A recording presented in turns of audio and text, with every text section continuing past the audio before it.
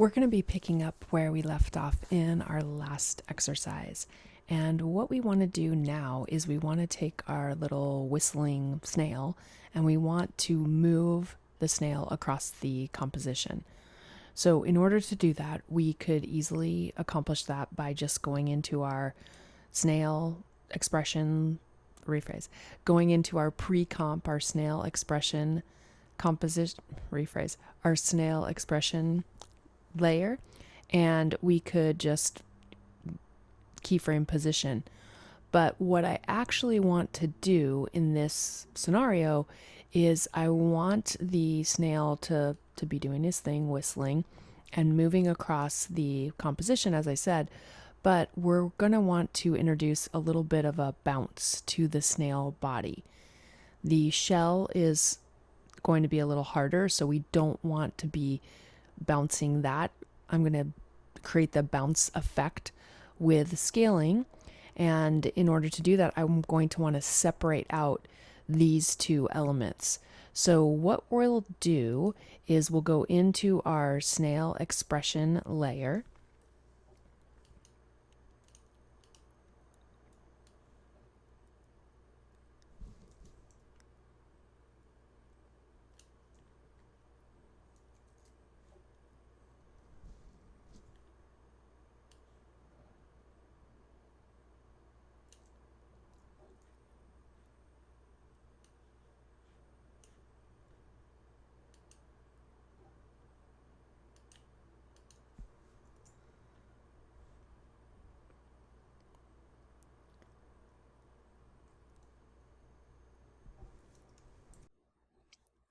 Now, before we get started with our animation, I did want to point out that I have duplicated my original compositions. So I had snail mouth expression, and now I have a snail mouth expression 2.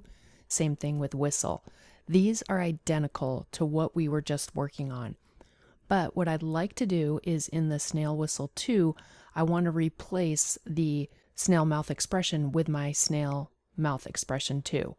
And the reason that I'm doing this, you might not always need to do this, but I wanted to keep the original files in place in case I needed to go back and use them for anything. But this is really helpful if you ever want to replace any sort of layer, whether it's a pre-comp or something else in your timeline. It can be an image or a sound or whatever. Needless to say, if you want to replace a layer and have the new layer that you're dragging in inherit any sort of keyframing that you've applied, that is really useful. So in order to do this, you need to make sure that the layer that you want to replace in your composition is selected. You'll select the new element, whatever it might be, and you're going to hold down your Option or Alt key, and you're going to click, hold, and drag and drop it on top of the selected layer in the composition. And you will see when you do this, you can replace that particular element. So when I let go, it's not adding a new layer. It's now placed in my snail mouth expression 2. And if I click U, it has all of the keyframes that we had created earlier. So I've just simply replaced one of these with the other and had it inherit all of the settings that we've been working on.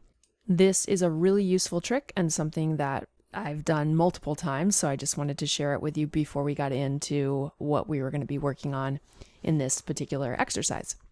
So we have our snail, and our snail is just sitting stationary on the stage, and of course it does its little whistling thing as we had set up previously. But what I ultimately would like to do is I want the snail to move in from being off the screen and then coming onto the screen.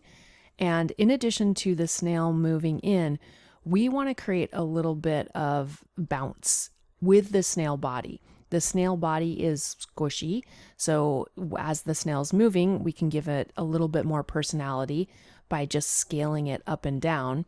And we don't want to scale the shell necessarily, because right now, if I add the property of position, and I'm going to shift click S so I can open up scaling, and our playback head, let's use the home key to move it back to the beginning.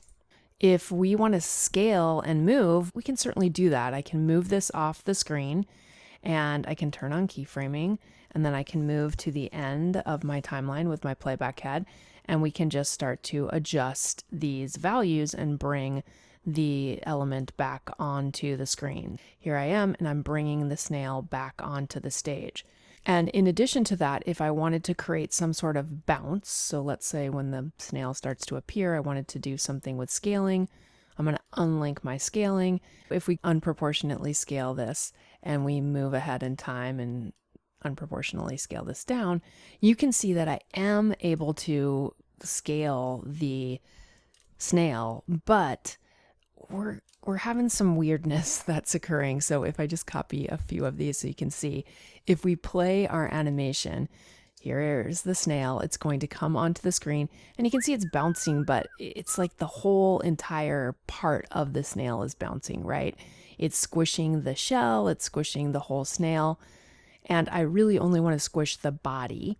The other thing that's going on is that currently this composition, this pre-comp, is the exact same size as the original comp. And clearly we can do this, but I find it to be a little bit awkward when the area that I want to be dealing with is pretty small, but the size of the layer is much larger. I'm just going to undo to get rid of all of those animation things that we were just using. And we're going to go into the snail expression too. I already have it open, but you could simply double click from the composition that you're working in, and that's going to throw you into that composition. So the very first thing that I would like to do here is I want to scale down my composition. There's no need for it to be this large. I only have this little character and I don't need all of this extra white space. So if you ever want to crop a composition, what you're going to want to do is you're going to want to click this little icon, which is the region of interest. And once you have that tool, you'll see that you get little crop handles, and you can go ahead and click, hold, and drag, and you can select a certain area of your composition. And essentially what you're able to do is you're able to focus in on this particular area of your composition. Sometimes you might just want to use this so you can isolate a particular portion of your composition, but we're going to use this to crop our composition. What I'll do is, with the region of interest defined around the area that I want to crop my composition to, I'm going to simply go to Composition, and we're going to select Crop Comp to Region of Interest. And when we do this, the composition has now been cropped. All of the motion, everything that we did, occurs within this small area. The snail is not moving. That's the very first thing. And if we go back to our snail whistle composition, you can see that now the bounding box is existing around the snail. We no longer have the entire composition selected. So that's real useful. The other thing is, because I want to be able to scale the body but not scale the shell, I need to basically remove these elements from my pre-comp. So what I'll do is I'll come back to my pre-comped mouth expression. I'm going to select the snail and the snail shell. I'm going to copy them. And for right now, I'll leave them here just so we can make sure everything lines up. I'll come back to snail whistle, and I'm just going to hit paste. And these items get pasted in, and you can see they're not in the right order, they're not in the right location. I'm just going to use this as a guide to kind of get my snail right exactly where I want it to be. And then we'll move the snail and the snail shell underneath the mouth expression, and I want the shell to be on top. Currently we're seeing the shell because they still exist inside snail expression. But if we go back to snail expression, and we don't even have to get rid of these things, we can just turn off the visibility of those two layers. So now the only layers that are visible are my mouth layers. Now when we go back to snail whistle, you can see here's the mouth, here's the snail body, and we actually want that to be underneath the snail shell, so we'll just drag it behind. But now I'm able to scale the snail body without affecting the shell. So that's going to be helpful. As I mentioned before, what we ultimately want to do is we want to take this entire snail and move it and add the position keyframes. It is possible for us to create animation on one of these layers and then copy all of the keyframes and paste them to the other layers. But there is something else that we can do, which is going to be much easier, and that is parenting. In After Effects, parenting is used where you're going to link one or more layers to a single parent layer. And then if you perform any sort of edits to the properties, position, scaling, rotation, the parent layer is automatically going to affect all of the children. The parenting column is right here, and that exists both in the switches and in the modes, so you don't have to be in one particular area. Either one will display the parenting link. So right now, if I don't have anything parented and I move the snail body, you can see it moves independently of the other items. I'm going to undo. And what we're going to do is we're going to parent these elements. So we can use this little pull down menu right here, and we can choose the layer that we want to parent it to. So this is my snail shell. I want to parent it to snail. So now I've created that relationship. And now if I move my snail layer, you'll see that the shell comes along for the ride. That is really powerful.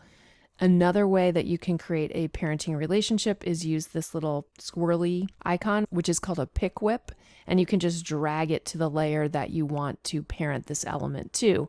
And so now the mouth is going to travel as well. So I can move the snail anywhere on my composition and all of the layers will move together. I don't have to animate them independently of each other. Now I'm going to go ahead and I'm going to place my snail over here along the left. And before we create our animation, because I want to create some scaling, I'm going to move my anchor point, because right now if we open snail and we click S and we adjust scaling, you're going to see it's going to scale out from the middle. I want the snail to kind of go up and down, so I'm going to want it to scale up from the bottom.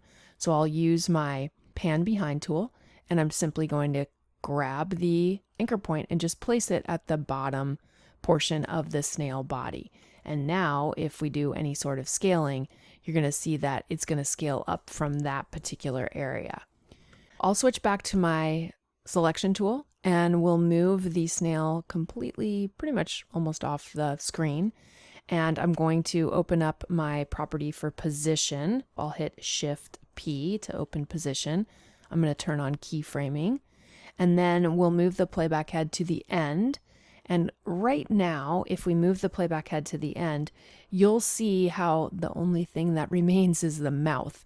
And that's because these other two elements, they don't extend for the duration of our composition. So I'm just going to simply grab them and drag them out so that they end at the end of the composition. And now we can see everything.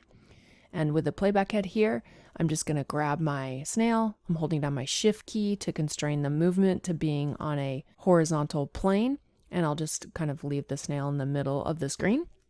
Now, if we play our animation, you're going to see that the snail is going to be doing his little whistle thing and moving onto the screen just like we would expect. This part is working great. And now I want to add my scaling. So if I come back to the beginning here and we turn on our properties for scaling, and let's just move this out a tiny bit so we can kind of see the body a little bit more.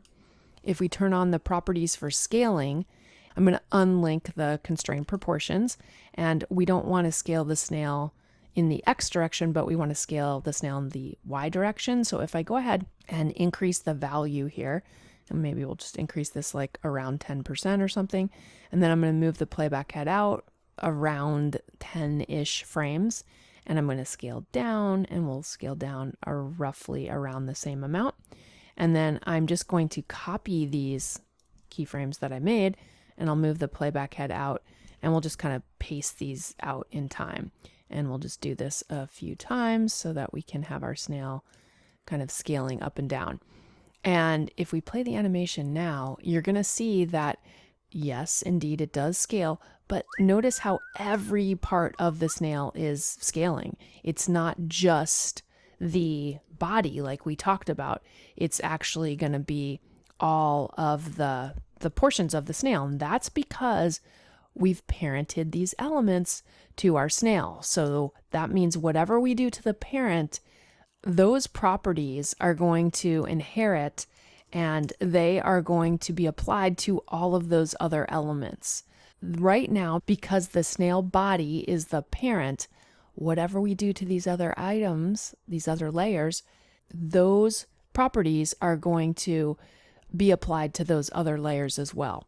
In order to fix this and make it work in the way that we want, we're going to be using a null layer. Null layers are objects that are invisible layers in After Effects, and they are commonly used for what we're describing right here.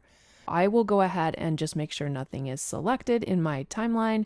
I'm going to go to Layer, New, and we're just going to select Null Object. And the null object gets created. It's just right here. We don't see it. It doesn't have any sort of visible properties affected at all. It's just an invisible null element. What we'll do now is we'll select our position keyframes. I'm going to copy those.